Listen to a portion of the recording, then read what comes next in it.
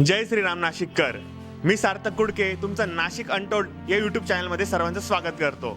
तर नाशिककर, आपण ज्या सणाची एकदम आतुरतेने वाट पाहत आहात, तर तो सण एकदम जवळ येत चाललेला आहे. तो म्हणजे श्री रामनवमी, म्हणजेच रामरथोत्सव आणि गरुड रथोत्सव. तर रामरथोत्सव आणि गरुड रथोत्सवाविषयी तुम्हाला पूर्ण माहिती आहे का? आणि नसेल तर हा व्हिडिओ पूर्ण बघा. मित्रांनो, माझं नाव नितीन कैलास शेलार. ही गोष्ट आहे पेशवेकालीन. सवाई माधवराव पेशवे एकदा खूप आजारी होते. साधारण हा काळ असेल 1760 ते 65च्या दरम्यानचा. आणि कितीही उपचार केल्याविना त्यांची तब्येतीत सुधारणा होत नव्हती. म्हणून त्यांच्या मातोश्री गोपिकाबाई पेशवे, ज्यांनी श्री राम मंदिराची उभारणी केली होती, त्यांनी श्री काळाराम मंदिरास आपला नवस बोलला का, हे रामराया, माझ्या मुलास बरं कर, मी तुला अख्ख्या पंचवटीतनं नाशिक नगरीतनं मिरवण्याची व्यवस्था करेन. आणि बघता बघता हा नवस पूर्ण झाला. गोपिकाबाईंनी त्यांचा शब्द पाळला आणि त्यांनी श्री काळाराम मंदिरास श्री रामरथ व श्री गरुड रथ हा अर्पण केला. परंतु हा रथ आणि हा उत्सव आणि याची व्यवस्था कोणी राखायची, हा ओढायचा कोणी, याची धुरा कोणी सांभाळायची, याकरता गोपिकाबाईंचे बंधू म्हणजेच त्यावेळेचे नाशिकचे दिवाण रास्ते यांनी ज्या नाशिकमध्ये 2 व्यायामशाळा स्थापन केलेल्या होत्या, ती म्हणजे श्री सरदार रास्ते आखाडा तालीम संघ आणि दुसरी अहिल्याराम व्यायामशाळा. या व्यायामशाळेच्या पैलवानांना त्यांनी याची व्यवस्था बघण्याची आदेश दिला. त्यात श्री राम रथ हा श्री सरदार रास्ते आखाडा तालीम संघाकडे, तर श्री गरुड रथ हा श्री अहिल्याराम व्यायामशाळेकडे सोपविण्यात आला. असेच एकदा पूर्वी रामरथ वाघडी नदीमध्ये ऋतून बसला. त्यावेळेस पुलाची व्यवस्था नव्हती, प्रचंड गाळ होता आणि खडकाची रस्ती होती, मातीची रस्ती होती. आणि अशा ह्या परिस्थितीमध्ये 20 टनाचा तो रामरथ वाघडीच्या गाळात ऋतून बसलेला होता आणि ती रथ यात्रा तिथेच थांबवण्यात आलेली होती. त्यावेळी पाथरवट समाजातील तरुणांनी तो रथ पूर्ण रात्रभर अंग मेहनत करून बाहेर काढला आणि ती यात्रा मार्गस्थ केली. तेव्हापासून पाथरवट समाजामध्ये खास धुराची मान देण्यात आला. त्या रामरथाची जी धुरा आहे ती आजतागायत पाथरवट समाजातले तरुण मंडळी सांभाळत आहे आणि ती प्रथा आजही चालू आहे. माझ्या घराण्याकडे श्री राम रथ ध्वजाचा मान आहे. हा शेकडो वर्षापासूनचा मान शेलार घराणे राखत आहे. तसेच मी व माझे घराणे हे पूर्वीपासूनच पाथरवट समाजाचे तसेच सरदार रास्ते आखाडा तालीम संघाचे सदस्य आहेत. आम्ही सर्व सरदार रास्ते आखाडा तालीम संघात मार्फत रामरथाचे आयोजन, नियोजन, व्यवस्था यामध्ये सक्रिय असतो. मित्रांनो, हे दोनही उत्सव म्हणजे मानकऱ्यांचे उत्सव असतात, पहिलवानांचे उत्सव असतात. ह्यासाठी मानकरी सज्ज झालेले असतात आणि हा पूर्व परंपरागत असलेला उत्सव असल्यामुळे ज्यावेळी रामरथाचे धुरीचे मानकरी पाथरवड गल्लीतनं निघतात, त्यावेळेस तिथनं मानाचा ध्वज सुद्धा निघतो. शेलार घराण्यातली 5व्या पिढीतले सदस्य नितीन शेलार यांच्या घराण्यातनं हा श्री रामाचा ध्वज निघत आहे आणि आजतागायत चालू आहे. रामाचा ध्वज, धुरीचे मानकरी आणि ढोलवाद्य पथक असं सर्व काही आपल्या मालीव चौक मार्गे शनी चौक मार्गे रास्ता आखाडा तालीम संघ, रास्ता आखाडामध्ये आपल्या मारुतीची तिथे विधिवत पूजा केली जाते. पहिलवानांमार्फत तिथे मातीमध्ये दंड थोपटले जातात आणि परत उत्तर दरवाजा मार्ग काळाराम मंदिरामध्ये रामाच्या पायाशी ध्वज टेकवला जातो आणि तिथनं पुढे मग रथामध्ये तो ध्वज विराजमान केला जातो. मित्रांनो, रामरथोत्सव, तो मूळ रामरथ उत्सव हा शुक्रवारी 19 तारखेला आहेतच, परंतु हा 2 दिवस साजरा केला जातो. म्हणजे सांगायचं झालं तर मूळ मालीव चौक जिथे रामरथ आत्ता सध्या उभा आहे, तिथनं काळाराम मंदिर पूर्व दरवाजा येथे आणेपर्यंत जो काही उत्सव असतो तो पण अतिशय बघण्यासारखा असतो.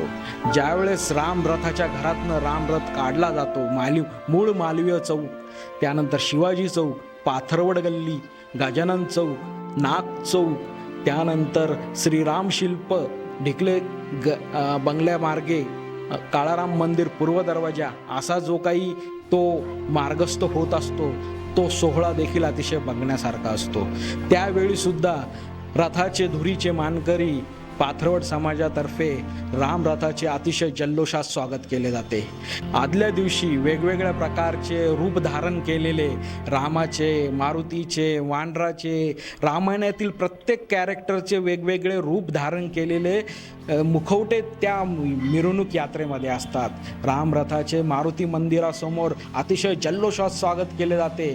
फटाक्यांची आतिषबाजी होते, फुलांची माळा फेकले जातात, वेगवेगळे फुलांचे वर्षाव केले जातात, त्यानंतर वेगवेगळे फटाके फोडले जातात, त्याच्यावर पूर्णपणे गुलाल उधळला जातो आणि जो काही जल्लोष असतो तिथे बघण्यासारखा असतो. त्याचबरोबर ह्या सर्व मानकऱ्यांचे रथोत्सव समितीतील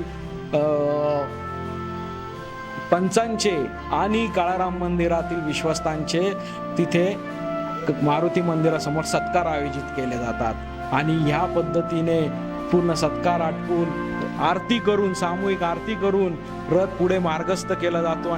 ह्या रथोत्सवासाठी श्री काळाराम मंदिरातर्फे मानाचे पूजाधिकारी नियुक्त केले जातात आणि हे पूजाधिकारी पुजारी घराण्यापैकी एक कोणी असतो. त्या व्यक्तीमध्ये त्यास रामनवमीचे 9 दिवसाचे उपवास आणि हा उपवास कामदा एकादशीच्या दुसऱ्या दिवशी म्हणजे जवळपास 13व्या-12व्या दिवशी हा उपवास सोडला जातो. त्या व्यक्तीस जो उपवास धरतो त्याला बुवा असं संबोधलं जातं. ते बुवा रामाच्या रथाच्या दिशेने म्हणजे उलट्या पावलाने त्यांना नमस्कार करत रामरथ मार्गामध्ये सर्वत्र चालत असतात. त्यानंतर रामरथ येत असतो. सर्वात अगोदर गरुड रथ सगळ्यात पुढे असतो. तो सर्वांना म्हणजे नाशिककरांना सांगत असतो का रामाचा रथ येत आहे, आपण सर्वांनी सज्ज राहा. ते गरुड रथामध्ये रामाच्या पादुका ठेवल्या जातात, तर श्रीराम रथामध्ये रामाच्या भोगमूर्ती ठेवलेल्या असतात. मित्रांनो, शुक्रवारी 19 तारखेला जेव्हा गरुड रथ निघेल त्यावेळेस श्री काळाराम मंदिर पूर्व दरवाजापासून संध्याकाळी 6 वाजता पहिले गरुड रथ निघेल. त्याच्या पाठोपाठ बुवा राम रथाकडं मुख करून त्याला दर्शन मुद्रा ठेवून उलट्या पावलाने चालतील. त्यानंतर राम रथ निघेल. हे दोनही रथ नागचौक मार्गे काट्या मारुती मंदिर मार्गे गणेशवाडी मार्गे येतात. परंतु गरुड रथ गाडगे महाराज पूल मार्गे आपलं धुमळा पॉईंटपर्यंत निघून जात असतो आणि तिथनं परत बोहरपट्टी मार्गे कपूरथळा मंदिर मार्गे मसोबा पटांगणात येतो. तोपर्यंत रामरथ हा मर्याई मंदिर मार्गे मसोबा मंदिरपर्यंत थांबलेला असतो. मसोबा मंदिर मार्गे जेव्हा दोन्ही रथ पुढे कपालेश्वरकडे मार्गस्थ होत असतात त्यावेळेस कपालेश्वराच्या समोर रामकुंडावर इथे दोन्हीही रथ थांबवले जातात आणि बरोबर तिथे थांबल्यानंतर त्या दोन्हीही रथातनं चरण पादुका आणि रामाच्या भोगमूर्ती काढून गंगेवर रामकुंडामध्ये त्यांचं अवभृत स्नान पूजा केली जाते. ही पूजा खास पूजेचे मानकरी, त्या सणाचे मानकरी, जे कोणी पुजारी घराण्यातील ठरविलेले मानकरी असतात पूजेचे, त्यांच्या हस्ते घडते. ही पूजा निव्वळ 2 ते 2.5 तास चालते. अवभृत स्नानाची पूजा झाल्यानंतर दोन्ही मूर्ती, चरण पादुका व राममूर्ती हे आपापल्या रथामध्ये विराजमान केले जातात आणि रथ यात्रा पुनश्च मार्गस्थ होते. ही मार्गस्थ होत असताना दोन्हीही रथ एकामागे एक चालत असतात. त्यावेळी पहिला मार्ग येतो मालीव चौक आणि इथेच खरी कसब सुरू होऊन जाते. इथेच खरी पैलवानांची कसोटी लागते. मालीव चौकातनं शनी चौकातनं हनुमान चौकातनं रास्ते आखाडा तालीमपासून जागीच वळवून परत काळाराम मंदिर पूर्व दरवाजा येथे अशा पद्धतीने जेव्हा रथ येत असतो त्यावेळी जी काही धुरीची जी काही धुरंधरांची कसोटी लागते आणि ओढणाऱ्यांची जी काही मेहनत लागते ती नाशिककर खरंच बघण्यासारखी आहे. बरोबर काकड आरती सुरू होण्याच्या अगोदर रामाच्या मूर्ती राम मंदिरामध्ये विराजमान झालेल्या असतात. त्यावेळी पहाटेचे 5 वाजलेले असतात आणि रथयात्रा सुखरूपपणे व्यवस्थितपणे काळाराम मंदिरापाशी पोहोचलेली असते. ह्या यात्रा उत्सवामध्ये लाखो संख्येने भाविक सामील होत असतात आणि ही लाखो उत्सवाने सामील होणाऱ्या भाविकांची व्यवस्था नियोजन बघण्यासाठी श्री राम मंदिर, श्री सरदार रास्ते आखाडा तालीम संघ, श्री राम रथोत्सव समिती यांच्यातर्फे पोलीस स्टेशन येथे मीटिंग बोलवली जाते, बैठक घेतली जाते. या बैठकीमध्ये MECB, त्यानंतर महानगरपालिका, त्यानंतर आरोग्य विभाग आणि पोलीस असे 4ही विभागांचे प्रमुख उपस्थित असतात आणि यांच्या सर्वची जबाबदारी, त्यांचे कर्तव्य याबद्दल त्यांची आखणी करून दिली जाते. ह्या सर्वात महत्त्वाचा पार्ट म्हणजे पोलिसांचे संरक्षण. कारण की इतक्या लाखोंच्या गर्दीमध्ये जेव्हा भाविक मार्गस्थ होत असतात त्यावेळेस चोऱ्या माऱ्या होण्याची आणि वेगवेगळ्या प्रकारे घटना घडण्याची शक्यता असते. या सगळ्यांवर नियंत्रण मात्र पोलिसांचे चोख असते. आजपर्यंत ह्या यात्रेत कोणतेही गालबोट लागलेले नाही आणि याच्यासाठी MACBची चोख व्यवस्था असते. कोणत्याही प्रकारे रथमार्गामध्ये लाईट गेली नाही पाहिजेत याबद्दल ते कायम सजग असतात.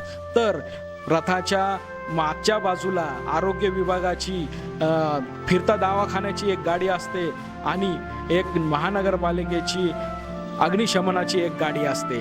या अशा सर्वांच्या मदतीने ही यात्रा अतिशय यशस्वीतेने आणि उत्साहपूर्ण वातावरणात साजरी होत असते. नाशिककरांनो, खरी महत्त्वाची यात्रा तर रथोत्सवात असते. त्यावेळेस अक्षरशः पंचवटी नगरी ही अयोध्या नगरी भासते. जागोजागी झेंडे, पताका, रंग रांगोळ्या, फुलांची रांगोळ्या, वेगवेगळे पारंपरिक पोशाख, महिलांचा सहभाग, त्यांचा पारंपरिक पोशाख, लहान मुलांचा सहभाग, त्यांचे पारंपरिक पोशाख, सर्वांनी वेगविविध रंगी फेटे घातलेले असतात. अतिशय जोमाने आणि उत्साहाच्या वातावरणामध्ये जेव्हा रथ मार्गस्थ होत असतात तेव्हा राम नावाचा जो गजर होत असतो तो बघण्यासारखा असतो, अंगामध्ये शहारे आणण्यासारखा असतो. जागोजागी जे मंडळ रथाचे स्वागत करत असतात त्यांनी आलेल्या भाविकांसाठी रसपानाचं, त्यानंतर प्रसादाचं, बुंदी लाडूचा अशा पद्धतीची सगळी व्यवस्था केलेली जाते. प्रचंड खर्च होत असतो, प्रचंड उत्साह असतो, प्रचंड भाविक तिथे आलेले असतात आणि रथापुढे नतमस्तक होत असतात, आपले नवस करत असतात आणि ही रथयात्रा पुढे सरकत असते.